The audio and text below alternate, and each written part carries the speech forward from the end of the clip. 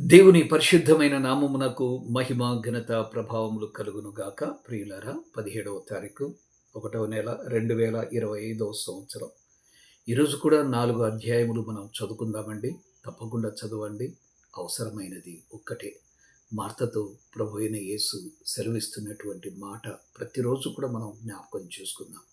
ఈ లోకంలో అనవసరమైన వాటి కోసం మనం ఎన్నో ప్రయత్నాలు చేస్తూ ఉన్నాం. కానీ అవసరమైనది ఒక్కటే అంటున్నాడు.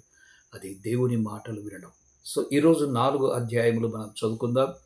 ఈరోజు చదవవలసిన అధ్యాయములు 9 అధ్యాయం నుండి నిర్గమకాండం 12వ అధ్యాయం వరకు. 9వ అధ్యాయం బాధకరమైన మరికొన్ని తెగుళ్ళు. 10వ అధ్యాయం మిడతలు చీకటి అనే తెగుళ్ళు. 11వ అధ్యాయం ఇశ్రాయేలీయుల ఎడల ఐగుప్తీయులకు కటాక్షము కలుగుట.